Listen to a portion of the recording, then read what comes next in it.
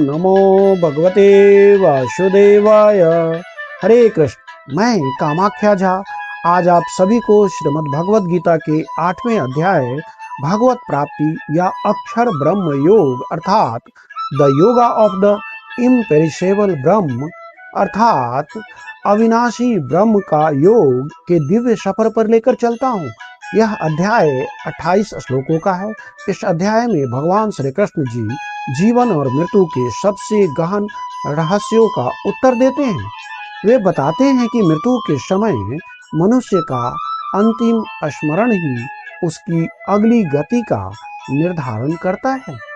लेकिन एक प्रश्न है, यदि हम दिन रात को केवल Zee TV, Star Cinema, Star Movie, crime patrol, crime report या केवल लड़ाई झगड़े वाली खबर जैसे ज्यादातर न्यूज चैनल वाले हर समय एटम बम तथा विश्व युद्ध की भविष्यवाणी करता रहता है, वही हम देखते रहें, तो जरा सोचिए कि अगली सुबह हमारे मन में श्रीमद् भगवत गीता का कोई श्लोक थोड़े आएगा या भगवान श्री कृष्ण जी का नाम अपने आप थोड़े आएगा।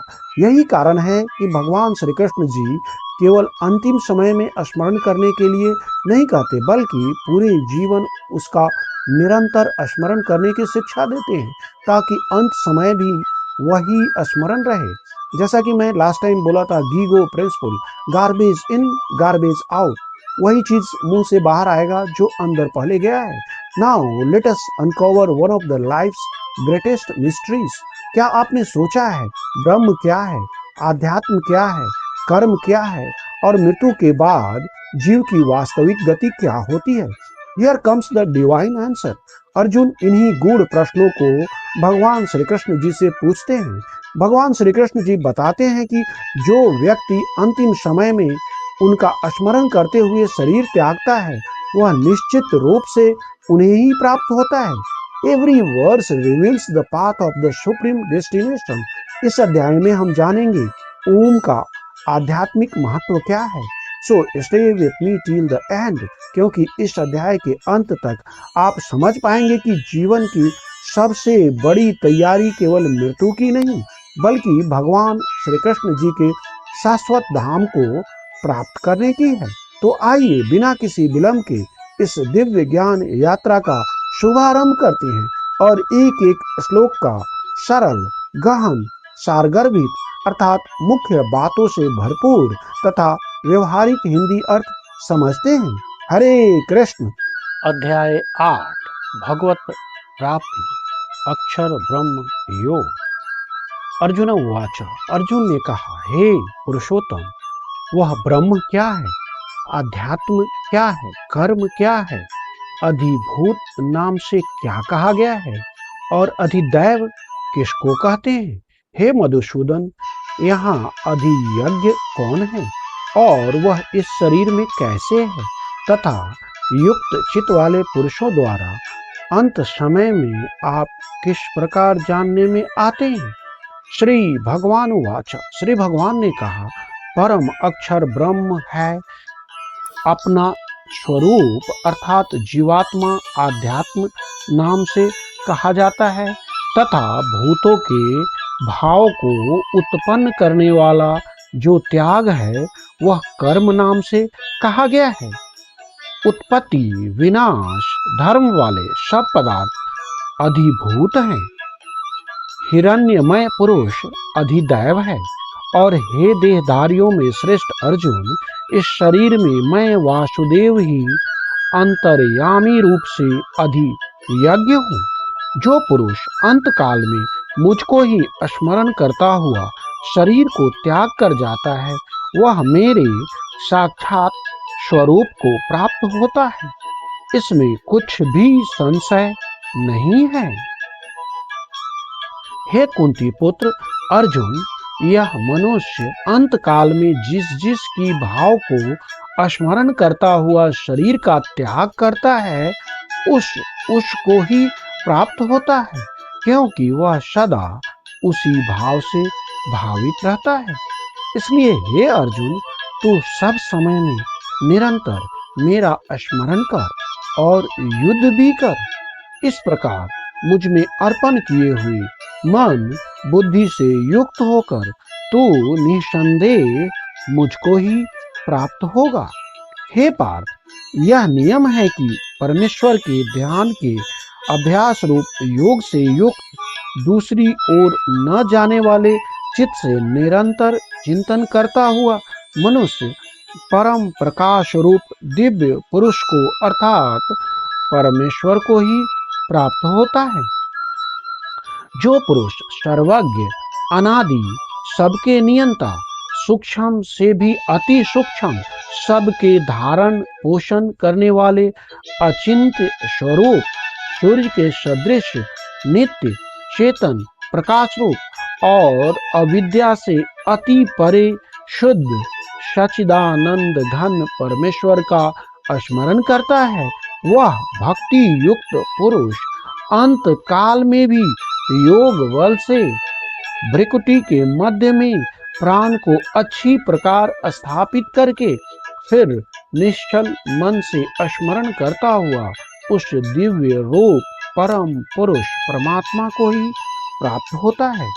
वेदों के जानने वाले विद्वान जिस सच्चिदानंद घन रूप परम पद को अविनाशी कहते हैं, आसक्ति रहित यत्नशील सन्यासी महात्मा जन जिसमें प्रवेश करते हैं और जिस परम पद को चाहने वाले ब्रह्मचारी लोग ब्रह्मचर्य का आचरण करते हैं, उस परम पद को मैं तेरे लिए संक्षेप से कहूंगा।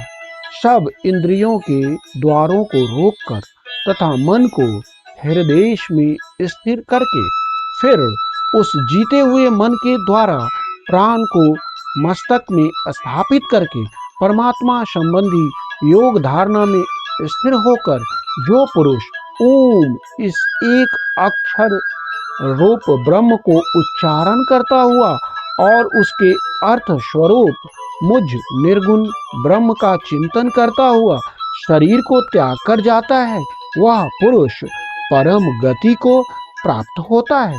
हे अर्जुन, जो पुरुष मुझ में अनन्य चित्त होकर सदा ही निरंतर मुझ पुरुषोत्तम को स्मरण करता है, उस नित्य निरंतर मुझ में युक्त हुए योगी के लिए मैं सुलभ हूँ, अर्थात उसे सहज ही प्राप्त हो जाता हूँ। परम सिद्धि को प्राप्त महात्मा जन मुझको प्राप्त होकर दुखों के घर एवं क्षण भंगुर पुनर्जन्म को नहीं प्राप्त होते। हे अर्जुन, ब्रह्म लोक पर्यंत सब लोक पुनरावृत्ति, परंतु हे कुंतीपुर, मुझको प्राप्त होकर पुनर्जन्म नहीं होता, क्योंकि मैं कालातीत हूँ और ये सब ब्रह्मादि के लोक काल के द्वारा सीमित होने से अनित्य हैं। ब्रह्मा का जो एक दिन है उसको 1000 चतुर्युग तक की अवधि वाला और रात्रि को भी 1000 चतुर्युग तक की अवधि वाली जो पुरुष तत्व से जानते हैं, वे योगी जन काल के तत्व को जानने वाले हैं। संपूर्ण चराचर भूतगण ब्रह्मा के दिन में प्रवेश करके अव्यक्त से अर्थात ब्रह्मा के सूक्ष्म शरीर से उत्पन्न होते हैं और ब्रह्मा की रात्रि के प्रवेश काल में उस अव्यक्त नामक ब्रह्मा के सूक्ष्म शरीर में ही लीन हो जाते हैं। हे पार्थ, वही यह भूत समुदाय उत्पन्न होकर प्रकृति के वश में हुआ रात्रि के प्रवेश काल में लीन होता है और दिन के प्रवेश काल में फिर उत्पन्न होता है।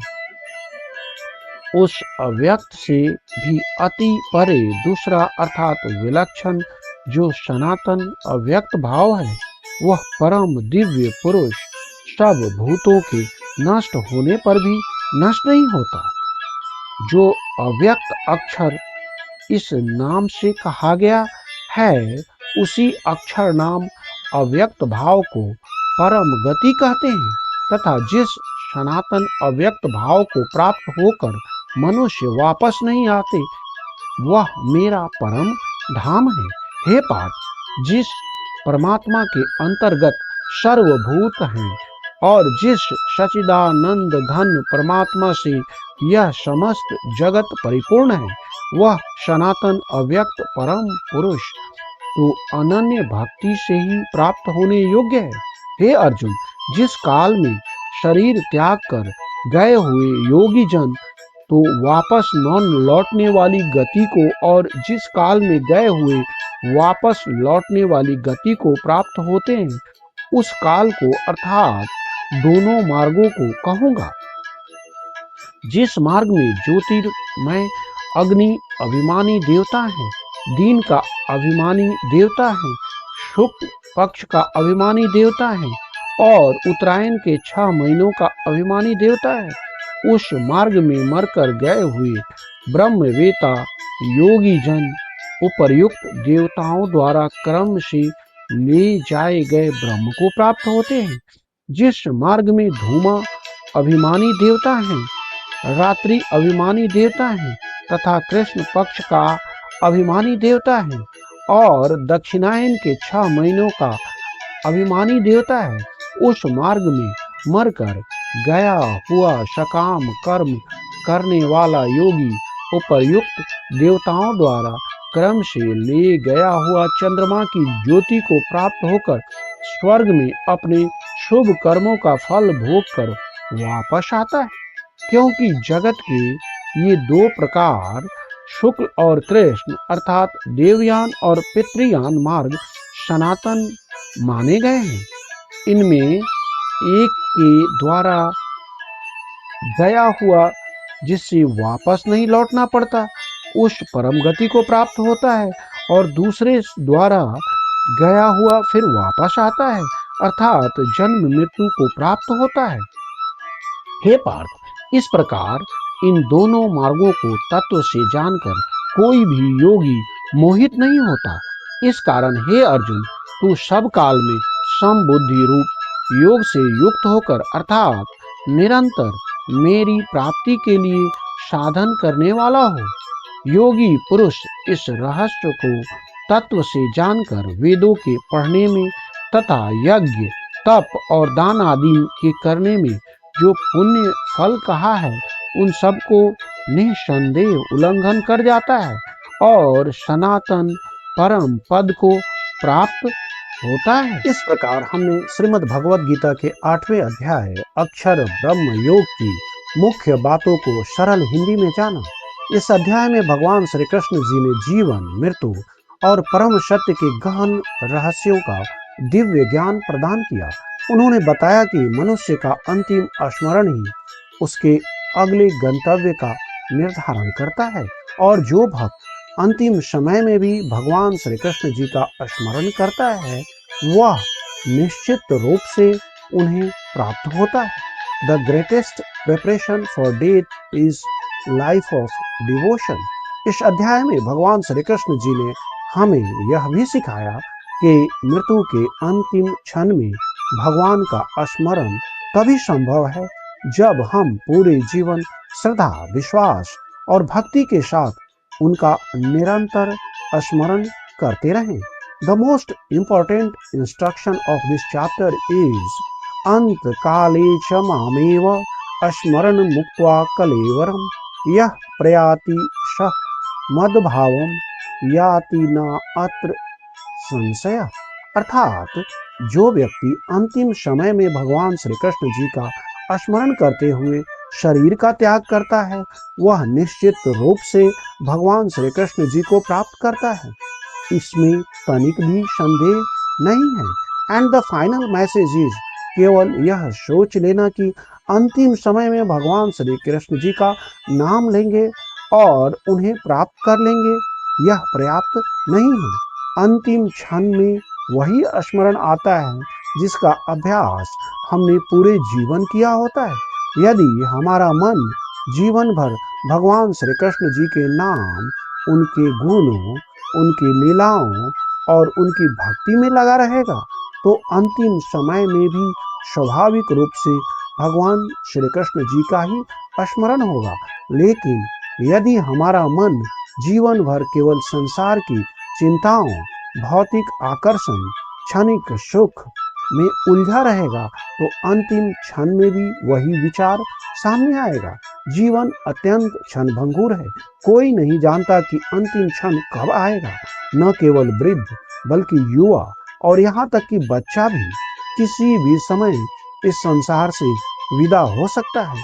इसलिए बुद्धिमानी इसी में है कि आज अभी से प्रत्येक दिन, प्रत्येक श्वास, प्रत्येक क्षण को भगवान श्री कृष्ण जी के नाम स्मरण और भक्ति में लगाएं। यही अक्षर ब्रह्म योग का व्यवहारिक संदेश है और यही हमारे जीवन की सबसे बड़ी तैयारी भी है। मुझे आशा ही नहीं, पूरा विश्वास है कि इस अध्याय का दिव्य ज्ञान आपके हृदय में भगवान श्री कृष्ण जी के प्रति श्रद्धा, विश्वास और दृढ़ भक्ति को और अधिक बढ़ाएगा। हरे कृष्ण।